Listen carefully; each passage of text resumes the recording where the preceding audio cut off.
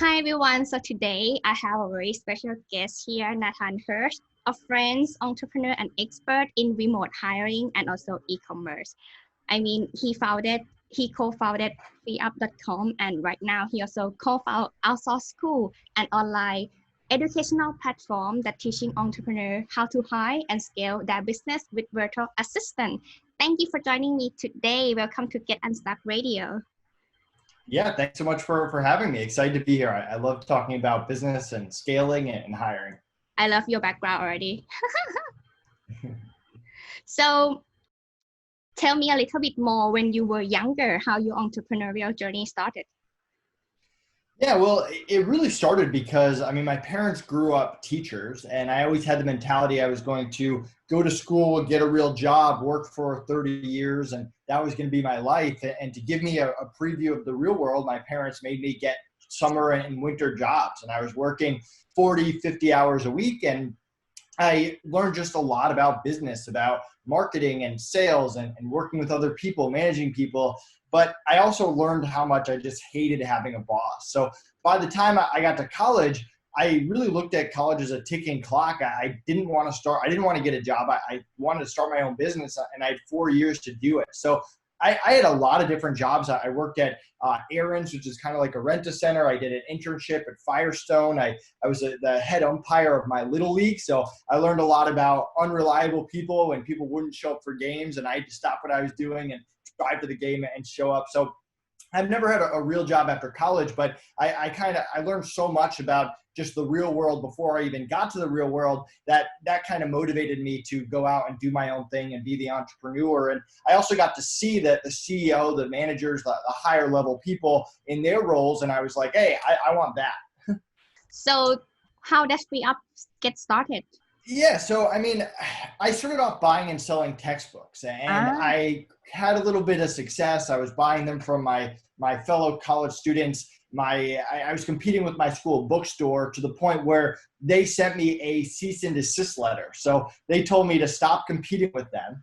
And from there, I pivoted, and I had sold some textbooks on Amazon, so I was familiar with the platform, and I really just started experimenting, and I started trying all different products until I finally came across baby products. If you can imagine me as a 20-year-old single guy selling baby products on Amazon, and this business grew. I got in at a fantastic time on Amazon. This was 2009, and I had to start hiring people to keep up with this business. And I started off hiring college kids. They were super unreliable. I tried hiring people in the adults, and that didn't work either. And so a buddy of mine told me about virtual assistants, about freelancers, about Upwork and Fiverr. And I hired my first VA who was awesome, and my second VA who was not very good. And I learned a lot about what to do and what not to do with virtual assistants, eventually building up a really good hiring system that I now teach today at OutsourceSchool. But the thing is I didn't like that the other platforms, they just took too long to find talent. I had to browse through 50 people. Even if I had a good process, it just took forever. So I wanted something faster, and I had the idea to build my own marketplace called FreeUp.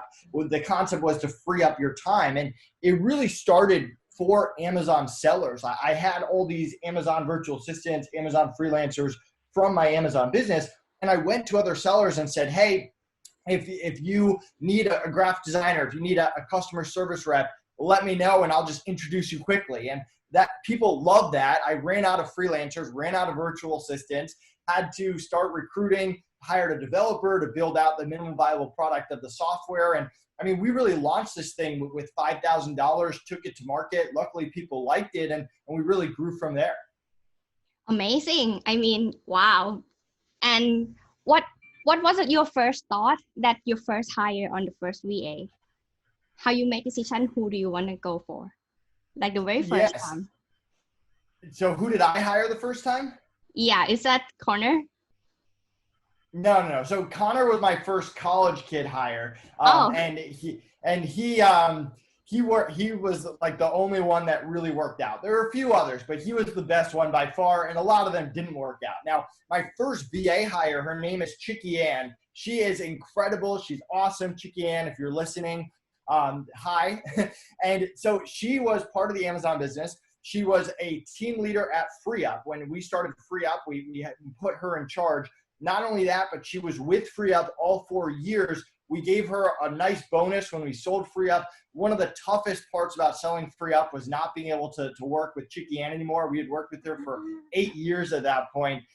But we still stay in touch. I'm the godfather of one of her kids. She's awesome. She likes the new owners at FreeUp and all of that. So she was fantastic. And she really taught me like what I need to know for hiring people in the Philippines. Like if you go to OutsourceSchool.com, we have a free trial if you want to enroll in OutsourceSchool. And one of the videos in the trial is Hiring from the Philippines 101, which is everything that I've learned hiring from the Philippines. And a lot of that stuff I learned from Chicky Ann because I was going crazy. I was making mistakes. People weren't doing what I wanted. And I went to her and I said, what am I doing wrong? You're awesome. Why are my other VAs not as awesome? What are your other clients doing that I'm not doing? And she just hit me right to the core and told me everything I was doing wrong for my communication, to my attitude, to how I was running meetings, to how I had to be a little bit more emotional and not just be direct and aggressive and assertive. So I learned a lot from her and I owe her a lot. Yeah, and how that developed the methodology that you are teaching currently, like how it contributes to this current one. Yeah, I mean, all the VAs I've worked with had a big impact. I mean, I've learned just as much from them as they learned from me. I mean, like hiring from this is what I like to say. Hiring isn't rocket science, right? Like you don't have to be the smartest person in the world to hire, but you kind of have a few different options. Like you can just say, oh, hiring's not for me, right? Which a lot of entrepreneurs do. They're like, oh, I can't manage people. I can't hire someone. And if you do that, you put a ceiling on how far your business can go. You can't go very far. Or you can do what I did, which I don't recommend, which is trial and error money, but eventually you'll figure it out. It took me 4 or 5 years, but you will get there.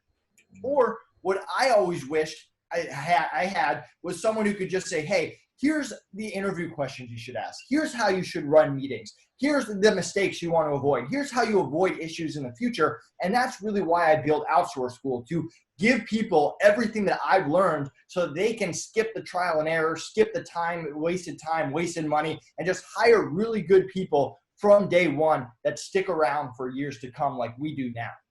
Mm-hmm. Yeah, I mean, I have seen you launching the new business, OutsourceSchool, since the beginning of the year, and it grows very fast. I'm like, congratulate to you here as well. Thank you. I appreciate it. I mean, we haven't accomplished anything yet. We still have a lot of work to do, but it's been a lot of fun just starting another business and helping entrepreneurs. Plus, we donate 3% of all sales to our favorite charity, Teach for the Philippines, which we're very passionate about. It's a great organization. And so it's just our way to stay in the entrepreneur community, do what we love, which is growing businesses and just helping other people, both clients and virtual assistants.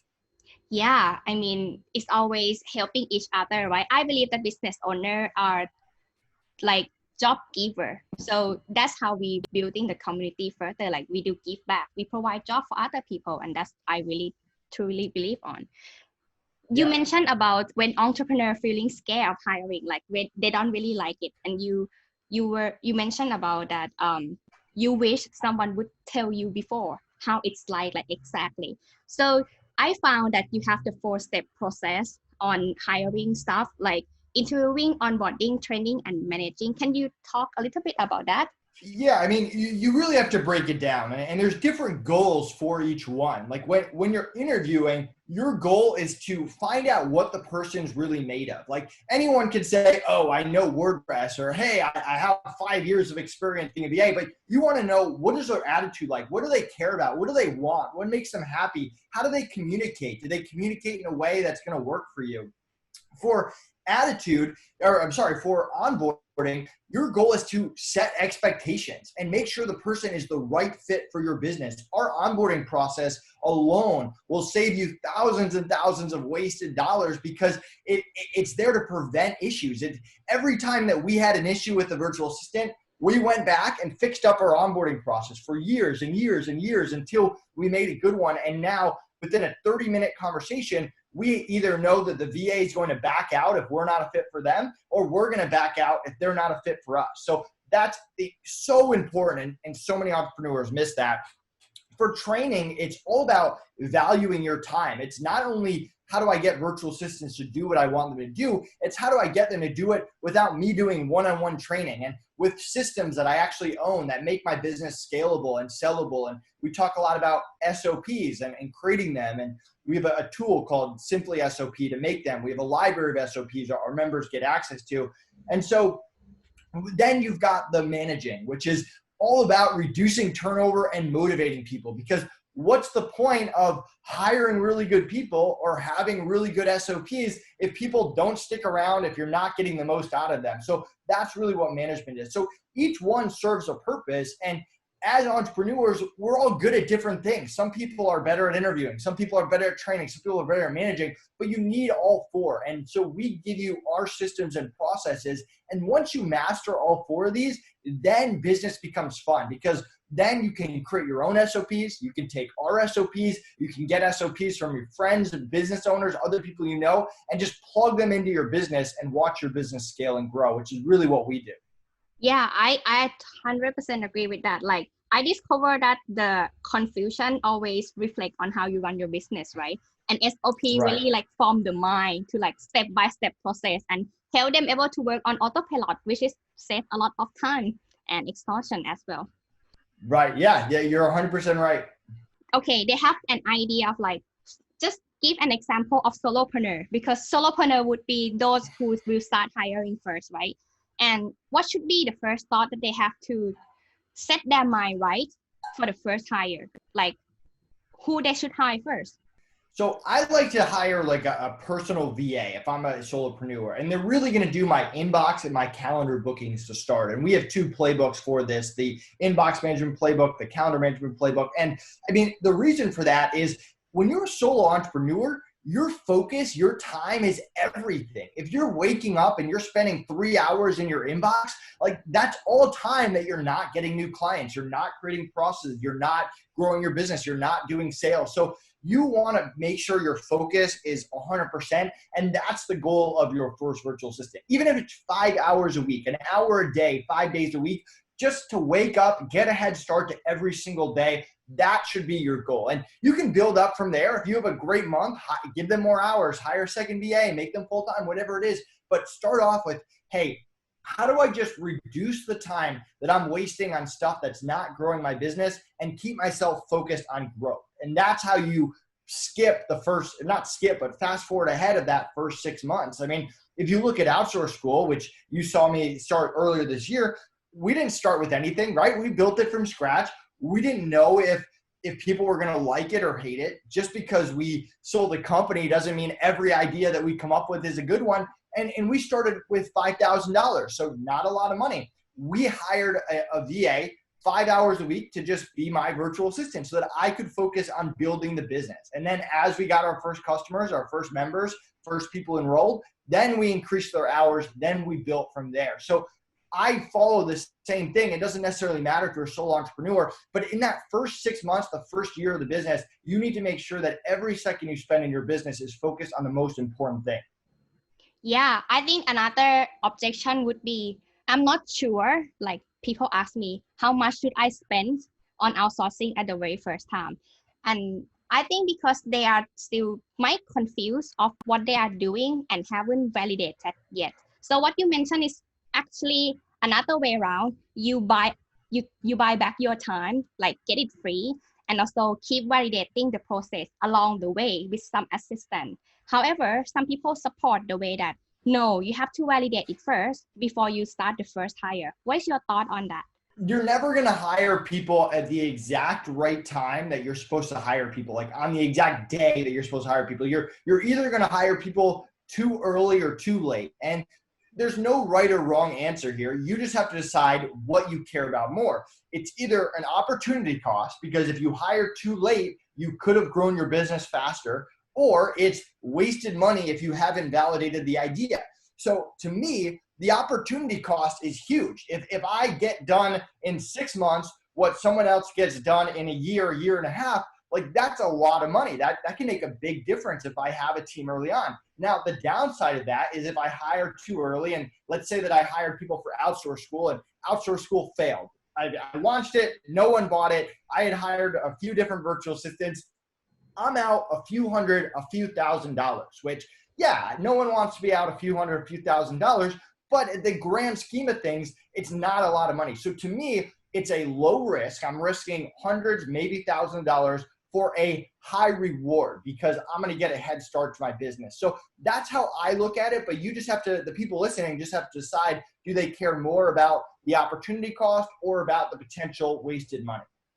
Yeah, I mean, this is important. I think risk management and also personal management on time, and also how do you want to live your life and optimize towards that. That is the first thing that you should prioritize on before make decision that I need to hire right now, right? Right. Yeah. And Exactly. have you ever like came across someone who, I just give this scenario because I actually found this a lot.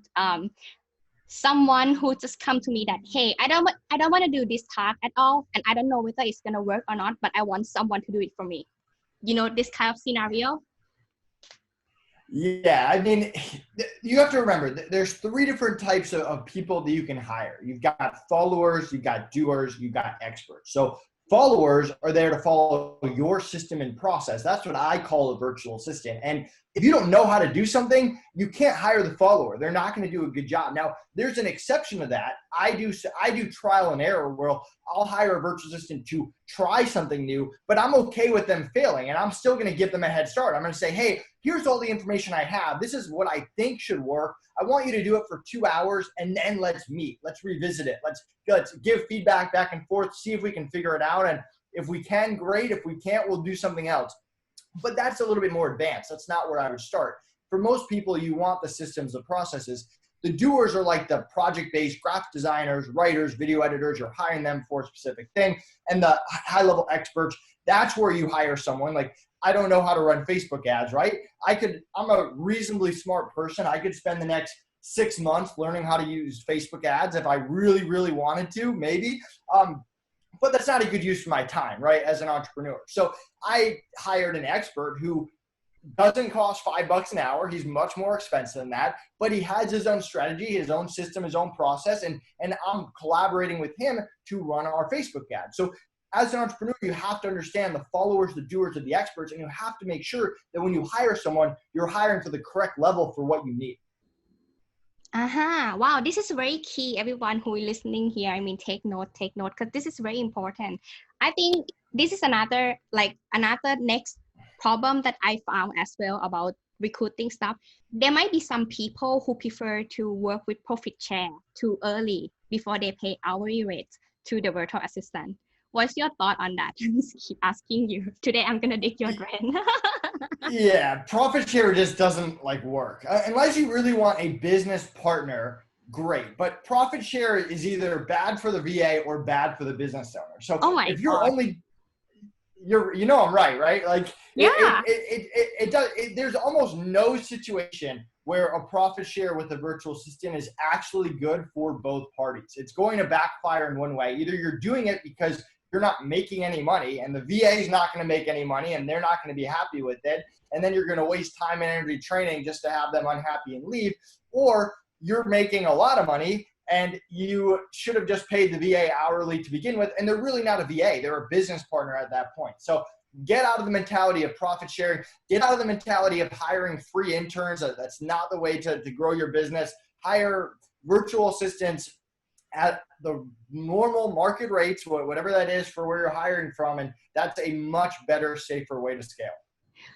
Another thing that I found also about probation phase, that is might too long. So I think, I'm not sure what is your opinion regarding to this, but would it be different between contractors as VA that we recruit remotely versus the employee within the company? Do you think they are different? Yeah, they're definitely different. I mean, the contractor is more of the doer or the expert. They're really their own business owner, where the virtual assistant's a follower and they're really part of the team in the company. So you define by the way they implement the SOP. That's how you say that it would be permanent employee versus contractors, like by project and stuff, right? Yeah, like I have a Rolodex of video editors, right? I have 3 video editors. So every time I have a video editing project, I don't have to go post a job and hire a video editor. I have 3 people that I go to. They have other clients besides me. I'm just one of their other clients. Now, I don't force them to do on-call and urgent work. I don't message someone and say, I need this done right now. I message the group and I say, who can get to this first? And they say, hey, I can. I'll get it done by X day, X time. If that works for me, great. If it doesn't, I'll see who else is available. But unless I'm hiring them full time, then I'm having a Rolodex of them. Now, with that said, I'm also not giving them an SOP of here's how you video edit. Like I'm not teaching them how to video edit. I might have we have a video editing playbook, but it doesn't teach you how to teach someone to video edit. It teaches you how to manage and work with and collaborate and get the ideas out of your head to give it to the video editor. That's what you work with. So it's similar, but it's a little bit different how you work with them. Yeah, 100%. That really makes sense for me. I think setting expectation when hiring is very important. And another problem that I found a lot is that the mentality, the alignedness with the potential candidates that you're gonna bring on board with your team. Like if they action this way or reply you this way, even before hiring into the team, how it's like when you hire them, right?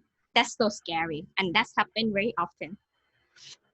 Right. Yeah. 100% agree. Yeah.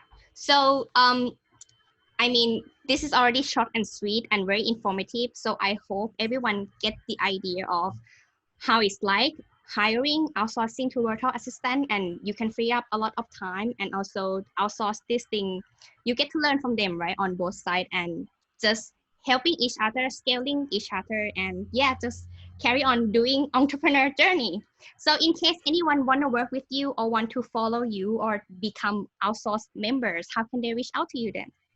So I just created a coupon for everyone listening. It's my first name, Nathan, Nathan. It's going to save you 25% on an OutsourceSchool Insider membership. If you go to OutsourceSchool.com/enroll, you can even divide it up into 4 monthly payments. So it's normally $997. You're not only going to get 25% off, so it's $750. You can also divide up that $750 into 4 monthly payments, no interest at all. You get access to our proven hiring process. You get to learn how to hire people quickly so you don't spend hours and hours interviewing. Access to our library of SOPs, our tool for creating SOPs, plus any issue that you have going forward. You have our community, you have our support. We do live coaching calls in the group, a ton of value. We want this to be the best thing that you purchased this year. And it's 100% risk-free. If you're not happy with it, we are going to refund you. But we have an awesome community. I want to welcome anyone listening to join OutsourceSchool.com/enroll and use coupon code Nathan. Thank you so much for joining me today, Nathan. Thanks for having me.